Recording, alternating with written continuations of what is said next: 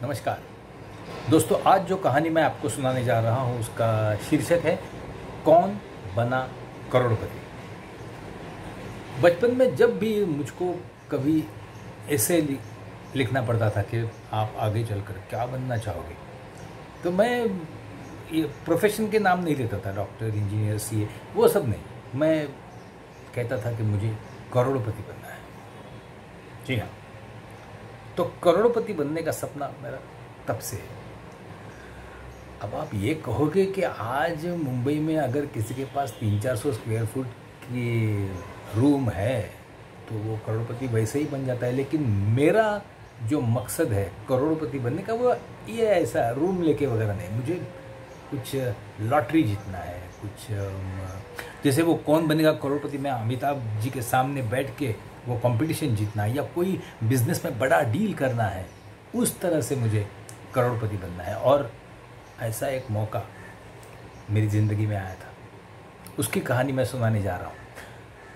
उसकी वो अचानक यादें ताज़ा होने की वजह ये थी कि मैं उस दिन जा रहा था रॉक्सी थिएटर, चेन्नई एक्सप्रेस लगी थी। 100 करोड़ का बिजनेस तो कब का कर लिया था और मैं मिस कर रहा था कि मैंने क्यों नहीं देखा, मेरा उसमें 100 करोड़ में कुछ भी कंट्रीब्यूशन नहीं, ये कैसे हो सकता है।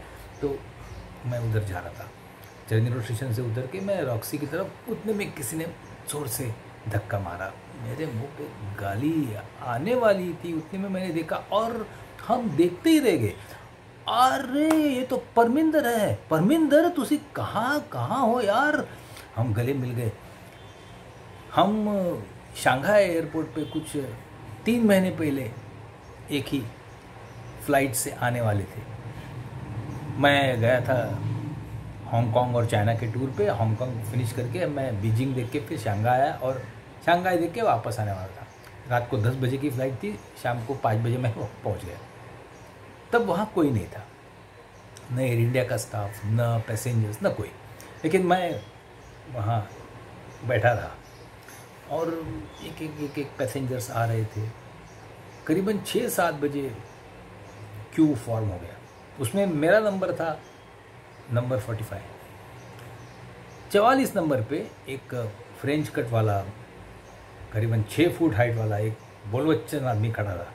वो लग रहा था कि वो बिजनेसमैन है और कम से कम कोशिश तो कर रहा है। और मेरे पीछे था ये परमिंदर, हाइट 5 फुट 6 इंच, सरदार जी। और उसने, बड़ा सिंपल सा आदमी था, उसने कहा मुझको कि छोटी मोटी चीज़ें यहाँ से लेके जाके हिंदुस्तान में बेचता हूँ जी, ये बिज़नेस है मेरा। और आज मैं उसको देख रहा हूँ कि हर एक उंगली पे अंगूठी, हीरे की अंगूठी, गले में बड़ा चेन। परमिंदर जी ये मैं क्या देख रहा हूँ। वो एक दिन वो था, एक दिन ये है। परमिंदर ने हाथ जोड़े और आसमान की तरफ देखा। ये सब वो बजावत जी की कृपा है। बजावत जी की कृपा? बजावत जी ने ऐसा क्या किया था? मुझको याद आने लगा। बजावत मुझसे बात करना चाहता था। क्यों? मैं लगातार वो कोशिश कर रहा था, आपके कहाँ से आए आप। जब मैंने कहा मैं शंघाई से आ रहा हूँ, किस लिए? टूरिंग के लिए। तो उसने कहा कि भाई हांगकांग जाना था टूरिंग के लिए, वो जगह बेटर है। मैंने कहा वो तो मैंने देख ली है। इस तरह से वो कुछ ना कुछ बातें करने की कोशिश कर रहा था। मैं ज़्यादा उसको इनकरेज नहीं कर रहा था। लेकिन जैसे मैं नंबर 3 पे पहुंचा, नंबर 2 पे बजावत और नंबर 4 पे परमिंदर, उसने एक थैली मेरे हाथ पे थमा दी। कहा कि मेरे पास सामान बहुत है, आप ये थैली चेक करके मुझे बाद में मिलते हैं, आप सिक्योरिटी से होके आओगे तभी।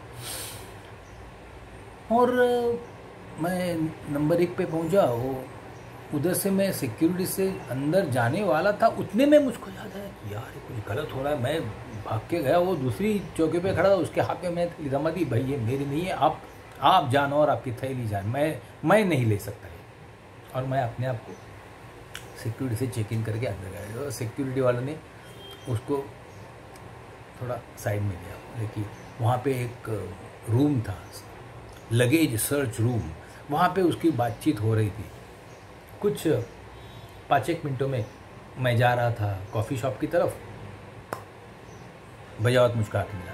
यार एयर इंडिया वाले, उनका कोई उनका अपने पैसेंजरों का ख्याल रखना उनको आता ही नहीं। ये बाकी लोगों से वो कितनी अच्छी रीत से बर्ताव करते हैं, और इंडियंस के साथ मैं बोला ऐसे तो नहीं, इंडिया तो बहुत बढ़िया एयरलाइन है। आते वक्त मुंबई से हांगकांग में उन्होंने मुझको अपग्रेड करके बिजनेस क्लास में सीट दी थी, तो मैं तो नहीं मानूंगा।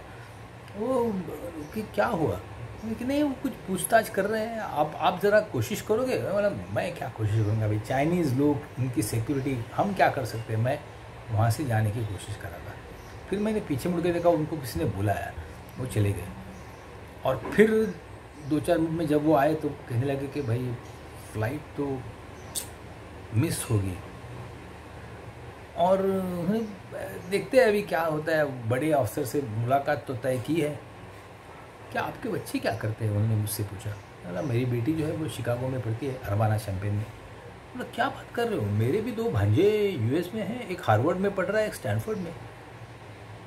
तेरी ऊपर मेरी, मुझको ये अंदाज़ा नहीं था कि ये एक रोमांचक खेल शुरू होने वाला है। मुझको ये एहसास हुआ कि वो अमेरिका में तो मुझसे बहुत आगे है। तो फिर मैंने कहा कि दुबई में मेरा एक दोस्त है, 600 का स्टाफ है उसके पास, और आलीशान मकान। ये मेरे ख्याल से 82वां मंजिल, 82 मंजिल उधर रहता है वो। तुरंत बजावत। मेरा एक दोस्त ऑस्ट्रेलिया में है, 1000 लोगों का स्टाफ है, सिडनी और मेलबोर्न दोनों जगह पे आलीशान है, हद से ज़्यादा आलीशान मकान है। ओ अच्छा। फिर ये खेल चलता ही रहा। बजावत ने कहा मेरा अमेरिका का दोस्त है, जानते हो, उसके पास घर में एक इंडोर स्विमिंग पूल, एक outdoor swimming pool. Jeff Bezos को वो पहचानता है, बिल गेट्स को भी पहचानता है। मैं कहाँ सुनने वाला था, मैंने भी कहा मेरा एक दोस्त अमेरिका का है, उसके पास 3 स्विमिंग पूल है, एक इंडोर, एक आउटडोर, एक गेस्ट के लिए। गेस्ट के लिए तो ओपन चॉइस, आप गेस्ट का स्विमिंग पूल में स्विम करो या आउटडोर में करो, इंडोर भी कर सकते हो। और उसके दोस्त बिल क्लिंटन और हिलरी क्लिंटन तो है ही, जो बाइडन को भी वो अच्छी तरीके से पहचानता है, और कमला हैरिस को भी। उसके चाइना में भी कई दोस्त हैं। ये सुन के थोड़ी सी रिस्पेक्ट जाग उठी। वो अभी वो तेरी ऊपर मेरी में वो थोड़ा बाहर हो गया खेल से। उसने कहा कि क्या वो मेरी मदद कर सकता है, क्या बात कर सकता है, चाइनीज़ बिजनेसमैन है, तो ये सैंपल हो जाए बस, मैं आपको अच्छा उसका आपका ख्याल रखूँगा। मैं बोला लेकिन यार आपके दोस्त तो जेफ बेजोस, बिल गेट्स, इनको पहचानने वाले वो बात नहीं कर सकते क्या? अरे क्या है कि उनके घर में उस बेटे की शादी है, तो ये छोटे छोटे मामले में यार थोड़े ही ना वो ध्यान देगा। अच्छा, तो आपका दोस्त छोटी छोटी बातों में ध्यान नहीं देगा, और मेरा दोस्त बस ऐसे ही वो गोटियाँ खेलते बैठा है। हाँ, फिर भी मैंने फ़ोन लगाया, बात किया, कुछ नाटक किया, और कहा कि मेरे दोस्त के घर में तो उसके बेटे का एंगेजमेंट है, बेटी का एंगेजमेंट है, और उसके एक स्टाफ की अंतिम यात्रा भी है। 2 marriages and a funeral, sorry 2 engagements and a funeral. अब क्या किया जाए? बजावत को ये पता चला कि इधर से तो कुछ होने वाला नहीं है। तेरी ऊपर मेरी खेल में मुझे लग रहा था कि मैं जीत रहा था। उसके बाद में जब मैंने पैसेंजर्स की फाइनल लिस्ट देखी, उसमें बजावत का नाम नहीं था। बजावत के साथ परमिंदर का भी नाम नहीं था। परमिंदर को क्या हुआ, ये थोड़ा सा सस्पेंस रहा, लेकिन मैं भूल गया। मैं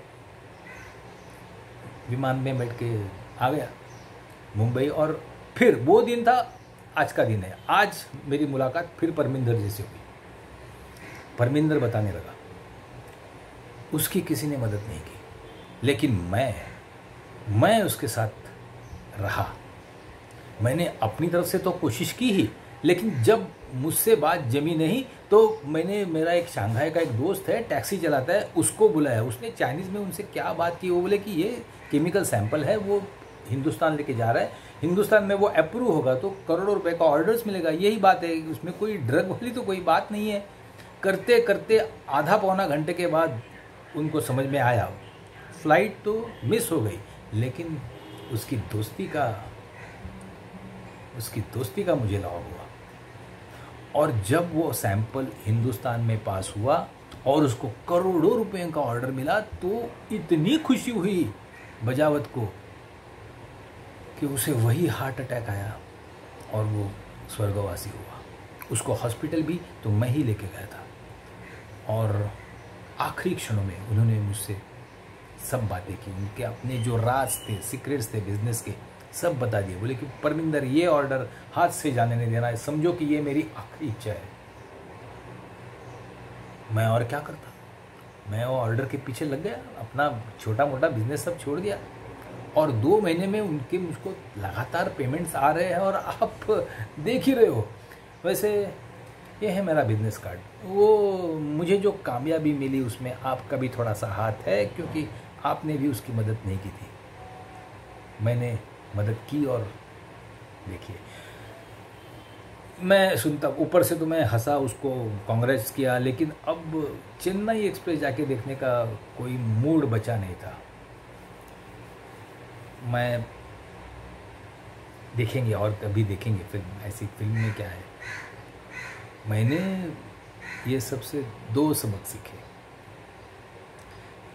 जब कभी कोई आदमी अगर कोई बढ़ा चढ़ा के बात करता हो तो उसको करने देना यार, यही एक मिडिल क्लास लग्जरी है जो हम कर सकते हैं। ये हुई पहली बात। और दूसरी बात ये है कि जब नसीब आपके पास आके आपका दरवाज़ा खटखटाए तो उसका स्वागत करना, कम से कम उसके साथ आर्ग्यू नहीं करना यार। अगर मैं आर्ग्यू नहीं करता था, तेरी ऊपर मेरी के खेल में जोश से शामिल नहीं होता था, तो हो सकता है उसको मदद करने की मेरी बुद्धि होती और फिर खैर ये मौका तो हाथ से गया। तेरी ऊपर मेरी ये खेल में शायद मैं जीता भी बजावत से, लेकिन असल में जीत हुई थी बजावत की, और बजावत के ज़रिए वो ऑर्डिनरी दिखने वाले परमिंदर की। कोई बात नहीं, फिर जब कभी मौका आएगा ये गलती मैं कभी नहीं करूँगा। मैं कभी किसी से आर्ग्यूमेंट नहीं करूँगा।